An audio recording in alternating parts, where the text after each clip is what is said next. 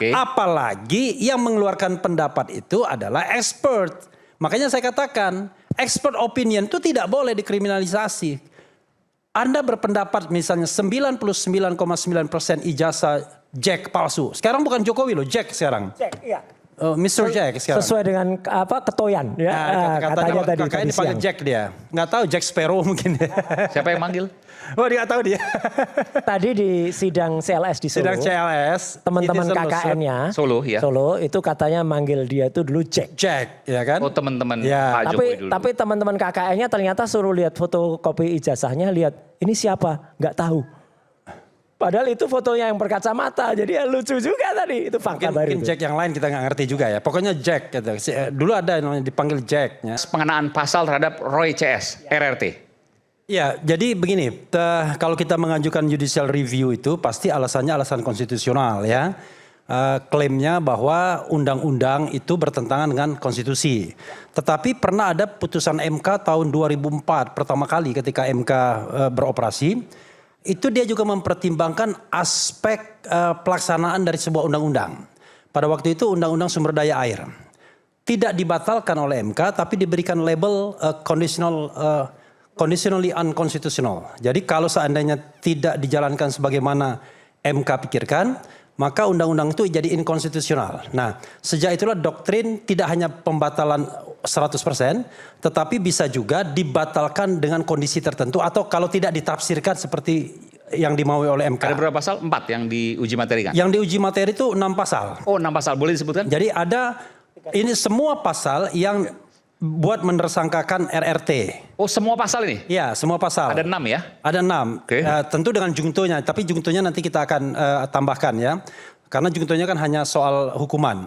Pasal 310 KUHP yang lama, pasal 311 KUHP yang lama, pasal 27 Undang-Undang ITE 2024, pasal 28 ayat 2 Undang-Undang ITE 2024, pasal 32 ayat 1 Undang-Undang ITE 2008 yang belum pernah diubah, dan pasal 35 Undang-Undang ITE 2008 yang juga belum diubah. Nah, karena KUHP lama ini sudah digantikan KUHP baru, kita tandem dengan pasal yang serupa di KUHP yang baru, yaitu 433 dan 434. Jadi nanti bagaimana Hakim MK menyikapi soal pembatalan ini kita akan lihat dalam tandem itu maksudnya undang-undang KUHP yang baru ini karena juga ikut diuji materi. Iya, karena berdasarkan azas lex favorio kan sangat mungkin undang-undangnya lama itu masih diberlakukan ketika dalam sebuah persidangan dianggap lebih menguntungkan terdakwa. Karena itu kita ingin bahwa kalau ada kasus di mana undang-undang itu dipakai karena dianggap lebih menguntungkan terdakwa, tetap tafsirnya bahwa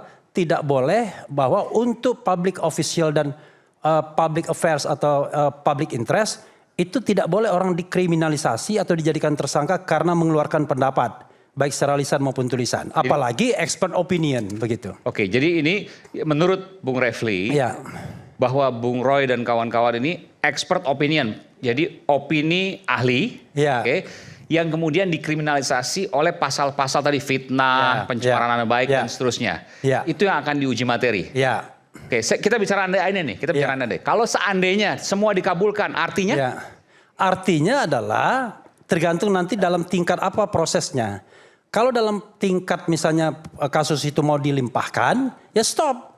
Karena pasalnya sudah mati. Kalau misalnya ternyata dalam persidangan, ya nanti hakim harus memutuskan membebaskan. Karena pasalnya sudah mati. Kalau ternyata baru pada banding nanti misalnya, ya stop, dikabulkan harus bandingnya. Dalam tingkat kasasi dikabulkan bandingnya karena ada hal yang baru. Kalau dalam tingkat peninjauan kembali berarti ada novum, dikabulkan juga. Jadi kita bicara mengenai tidak hanya kepentingan RRT sesungguhnya. Kita bicara kepentingan yang lebih luas.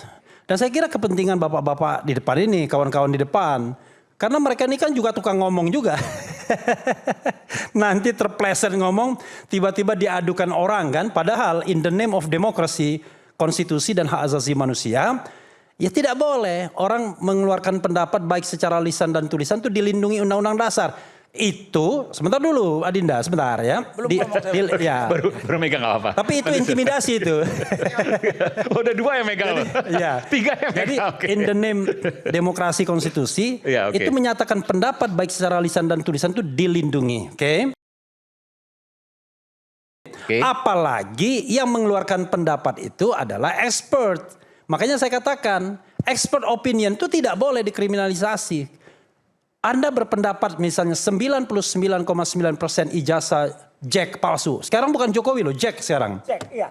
Mr. Jack sekarang. Sesuai dengan ketoyan ya. Katanya tadi kakaknya dipanggil Jack dia. Nggak tahu Jack Sparrow mungkin. Siapa yang manggil? Oh dia nggak tahu dia. Tadi di sidang CLS di Solo. Sidang CLS. Teman-teman KKN-nya. Solo ya. Solo itu katanya manggil dia itu dulu Jack. Jack ya kan. Oh teman-teman Ya. Pak Jokowi dulu. Tapi teman-teman KKN-nya ternyata suruh lihat fotokopi ijazahnya, lihat ini siapa, nggak tahu. Padahal itu fotonya yang berkacamata, jadi ya lucu juga tadi. Itu fakta baru. Mungkin Jack yang lain kita nggak ngerti juga ya. Pokoknya Jack gitu. Dulu ada yang namanya dipanggil Jack ya.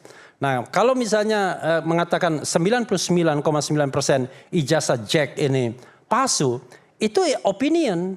Anda nggak boleh dikriminalisasi karena berpendapat. Kan opinion itu kalau dia expert opinion maka uji dengan expert opinion yang lain. Kayak gini, saya supaya gampang begini. Jadi katakanlah ijazah Pak Jokowi, ini kita andai-andai ya, asli. Ya. Hasil penelitian, tanda kutip, Mas Roy dan kawan-kawan menyatakan 99,99% palsu. Iya. Tidak boleh Mas Roy. Nggak boleh dikriminalkan. Yang paling penting adalah dia kan melakukan penelitian subjek itu apa? Subjek itu yang diteliti kan? Iya. Nah yang diteliti itu bahan yang tersedia, bukan bahan yang tidak tersedia. Jangan dikatakan bahan yang tersedia itu ada uploadnya Dian Sandi, Bareskrim Mabes Polri, yang ditunjukkan Sigit Sunarta, yang pernah reunian Fakultas Kehutanan.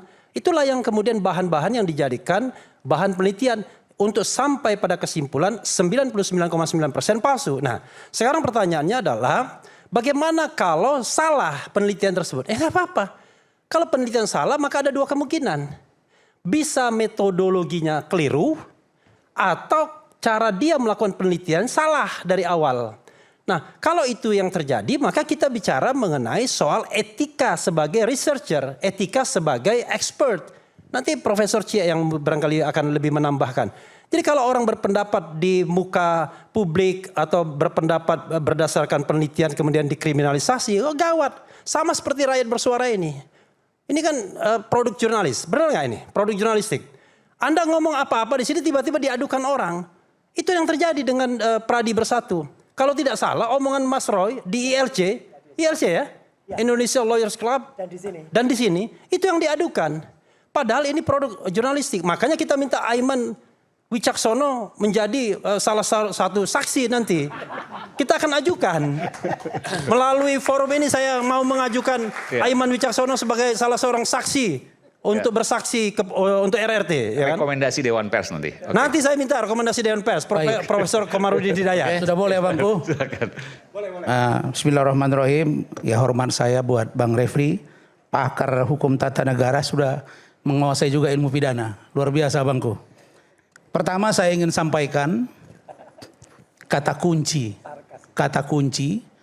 buat seluruh rakyat Indonesia.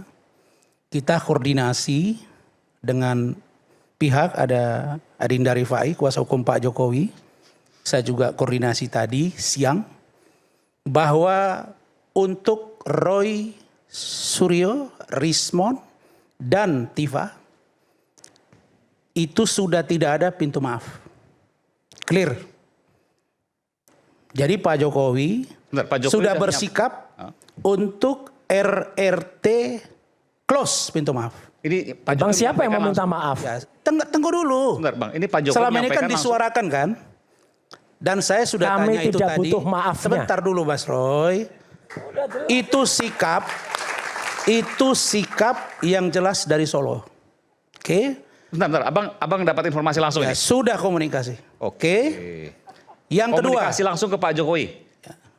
Sudahlah, nggak usah kita tanya, Adinda Rifai pasti tahu lah. Oke, jadi ini bisa dipertanggungjawabkan orang yang tiap hari dengan Pak Jokowi. Oke, baik. Jelas ya? Oke. Jadi jangan dikira selama ini Pak Jokowi masih menunggu-nunggu. Tidak, dia cuma prihatin, masih melihat niat baik. Tapi Mas Roy dan kawan-kawan ternyata tidak dan terus-menerus. Sehingga diambil sikap, tidak. Adapun yang 3 lagi silakan. Dan itu tidak menjadi sesuatu yang membuat Pak Jokowi khawatir dengan masalah ini. Sama sekali tidak ada. Jadi Bang Roy, Bang Rismon, Dr. Tifa, ya, tiada maaf. Tiada maaf. 3 lagi maksudnya siapa? Alasan, iya, Kurnia, Rizal Fadila, Rustam Effendi, Itu? silakan. Masih Kalau terbuka mau pintu maaf? berkomunikasi tidak ada masalah. Oke. Karena itulah Pak Jokowi menyampaikan, saya ingin bawa ke pengadilan karena itulah forum bagi saya. Oh itu untuk hanya RRT ini? Ya, untuk diuji di pengadilan. Nah saya ingin menyampaikan ke abang saya Bang Refli, saya kan masih ingat, saya dengan abang dialog ini enak Bang. Kalau ada Khozinuddin, tadinya ada orang bertanya ke saya, ini malam hari ini enaknya Ahmad Khozinuddin versus Ahmad kezoliman, kira-kira begitu. Ada yang bilang begitu, tapi bukan menuduh ini. Tapi dia tidak hadir. Tapi dengan Bang Refli, kita dialognya makin hidup. Karena tidak melakukan argumentum ad hominem, menyerang pribadi. Kan begitu abangku?